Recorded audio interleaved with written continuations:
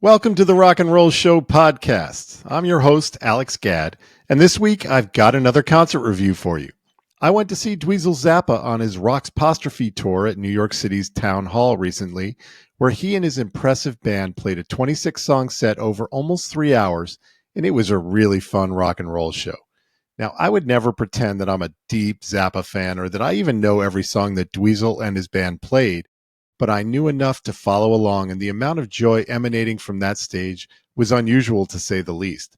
I'll explain, and I've got videos, so please join me for my Dweezil Zappa concert review coming up right now.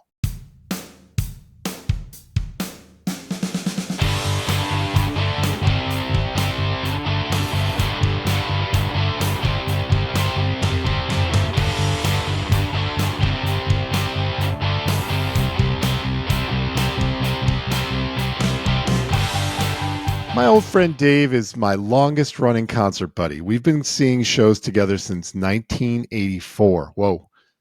Wow. And I can't even get my head around that. And you can learn more about him in episode 28 of this show. He sees more concerts than anyone else I know, and I love going to see music with him. So when Dave texted me in early April asking if I wanted to join him to go see Dweezil Zappa play his father's music at Town Hall in New York City, I immediately said yes. I try to say yes to every invitation to see live music whenever I can, and this was a show I wouldn't have thought to go to on my own, so I was excited. If you're not familiar with Dweezil Zappa, he's the oldest son and second oldest child of Frank Zappa and his wife Gail. Dweezil was born about 6 months after me in 1969, and when his parents tried to give him that name at the hospital, the nurses wouldn't let them, thinking it was too cruel. So his name at birth was Ian Donald Calvin Euclid Zappa, but he's always gone by Dweezil. At an early age, he became a monster guitar player, getting lessons from his dad and members of his dad's band, including Steve Vai. He even got lessons from his dad's friends, including Edward Van Halen. He was a VJ on MTV for a brief time in the late 80s, and at the same time, he was recording and releasing some albums, mostly of hair metal-influenced rock. That was happening throughout the second half of the 80s into the early 90s, but he never really broke through with his own music. He continued to get his name out in the public eye as a guest guitarist on a number of records, from his father's last few rock albums to Don Johnson's 1986 solo album. He played on a few of Winger's songs, a Spinal Tap song from their early 90s Break Like the Wind album, and a Weird Al Yankovic song, among many others. Then, in about 2006, he started playing his father's music live in a series of Zappa Plays Zappa tours. And the show we went to was the latest in a series of similar tours. This one was the Apostrophe tour, celebrating the 50th anniversary of two Frank Zappa albums that were released in 1974. The studio album Apostrophe and the live album Roxy and Elsewhere. Town Hall is a great venue to see a rock and roll show at. It's small, the sound is good, and it's the most centrally located music venue in New York City, especially for me, who lives an hour outside of the city. To get to Town Hall, I take a train to Grand Central Station, I walk 3.5 blocks west, and it's right there, just outside of Times Square. I saw John Petrucci there with my buddy Rod back in late 2022, and that was a great show, so I was ready for another show that was on the outer edge of my wheelhouse musically, but full of promise. Now, David celebrated a birthday just a few days before the show, so we met up at the ultimate Times Square tourist trap, Virgil's Barbecue, where I treated him to a belated birthday meal, and it was pretty good. Then, full of slow-cooked meats and cornbread, we headed around the block to see the show. When we were brought to our seats, I was pleasantly surprised that we were in the fourth row, right in the center. Even though there really isn't a bad seat in the house at that venue, these were great seats. Take a look. The first observation I had very early on the set was that Dweezil's band was incredibly talented and pretty weird, in the best way, of course. But this wasn't an overly serious rock show. As anyone who's familiar with Frank Zappa's music will know, his music was generally pretty intricate, and so the band touring with Dweezil was filled with excellent musicians. But Zappa was also famously irreverent and was really serious about being irreverent. And so it was that the band we saw was both incredibly capable and really silly. Following the opening track Filthy Habits from the 1979 album Sleep Dirt, Dweezil took a minute to welcome us and set the tone for the evening. Happy to be here. We're glad you chose to come out. hear this music tonight and support this band. This is the Apostrophe tour. That means we're playing music from the Roxy and elsewhere, and also Apostrophe, but perhaps not like you've heard the songs before, because we've found special versions, and tonight we're even having special guests, so lots to look forward to. And I'm also playing my dad's actual guitars. This is the Roxy SG. We actually played it on the Apostrophe album as well. I was just playing the shuffler player guitar Les Paul, so we've got a little bit of my dad here with us tonight. Are you ready for the show? As you can hear in that clip, the band was already playing the basic rhythm track for the opening song from the Apostrophe album, Don't Eat the Yellow Snow, and they went right into that, followed by the next two songs from that album in succession, Nanook Rubs It and St. Alfonso's Pancake Breakfast. And they knocked out all three of those songs. They sounded really, really good. Various band members sang. Dweezil didn't really sing. He sang some backup. Dweezil was more the band leader and the MC for the evening. What he did mostly was play killer leads and watch, amused and even a bit detached as his band acted weird. And that was my second observation. Dweezil seemed to be as entertained by his band as we in the audience were. He had most of the same band members that had played on previous Zappa Play Zappa tours, including the incredible rhythm section of Kurt Morgan and Brian Brown, and the multi-instrumentalist Sheila Gonzalez on sax, on keyboards, on vocals, and even some other instruments. We'll show you those. And she was just great. The two new members were Bobby Victor on keyboards and Zach Tabori on guitar and drums and occasional vocals. It was an incredible band, and Zach and Kurt, the bass player especially, had a silliness that was really infectious. Here's Sheila Gonzalez singing Montana from the 1973 release Overnight Sensation.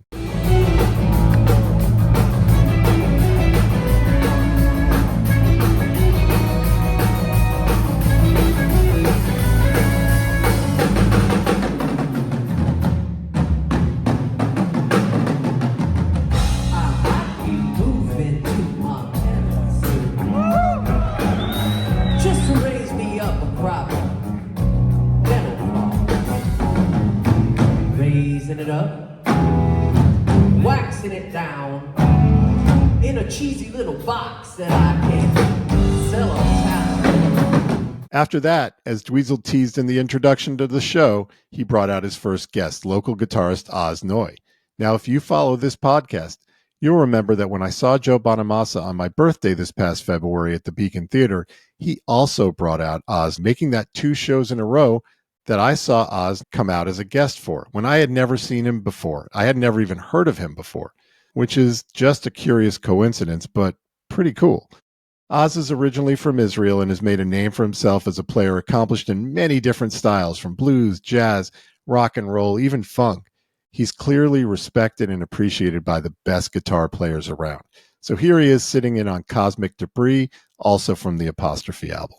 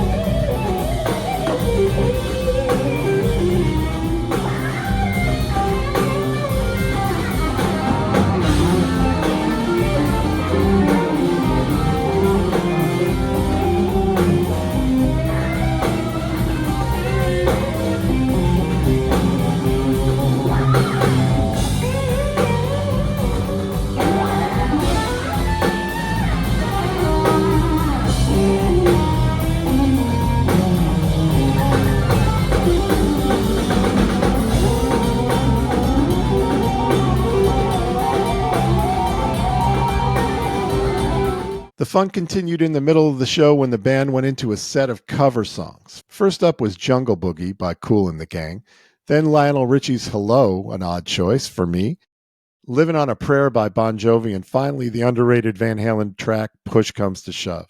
Later, they went back into Jungle Boogie and segued into I Want to Be Like You from the animated Disney movie The Jungle Book, proving that Dweezil's band can play anything.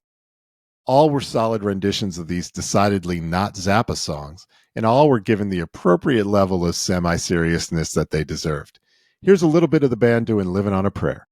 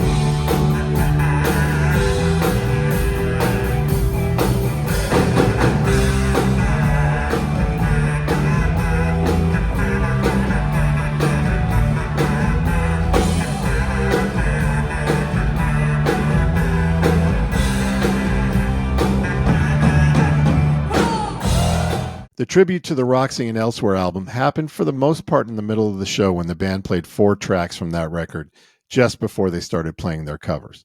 Then, at the end of the show, Dweezil played Cheapness from that same album. That was probably the most avant-garde track they played all night, with Dweezil wailing on guitar while the rest of the band replicated the ridiculous story song about a monster in a cave.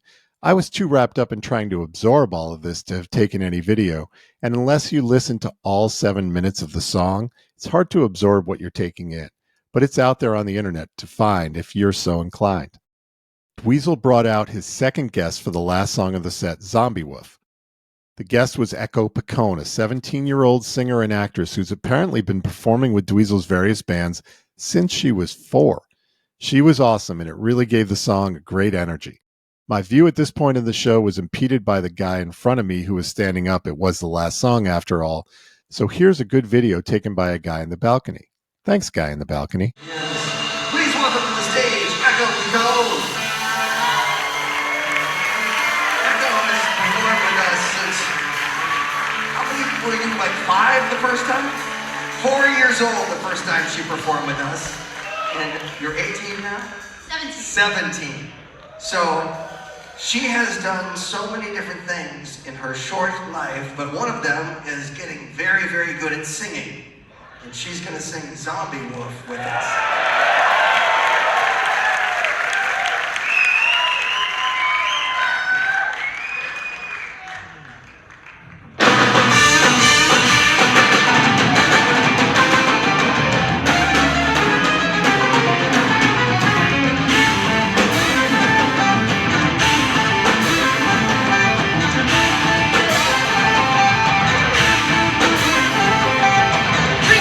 Years ago, I thought I might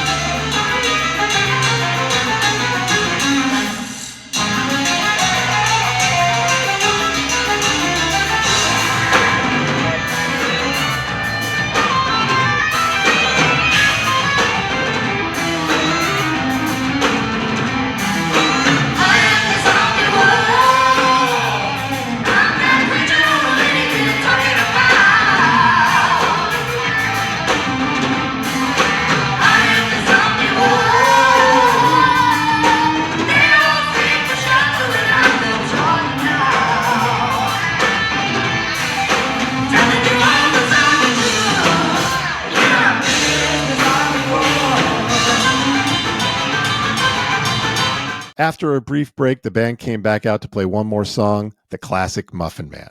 And then the most amazing thing happened, something I've really never seen before from a famous rock star. Dweezil stayed on stage and talked to any and every person that wanted to talk to him. He signed things, he took pictures, and just chatted with everyone who wanted a minute of his time. He was the most down-to-earth guy. My esteem for him shot up 100-fold seeing this.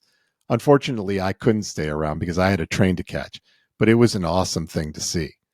Now, while this tour is over, he'll inevitably go out on the road again in the next year or two. And if you're the least bit interested in Frank Zappa's music, or even just curious about it, or you just want to see something different in a rock concert, go see Dweezil and his band play live. It will be more than worth it. I have to thank my buddy Dave again for the ticket, and that's it for this week's episode. Thank you for joining us. We'll be back next Tuesday, and if you like what you heard today, we'd appreciate it if you would like and subscribe or follow to make sure you get notified about each new episode. And please tell your friends.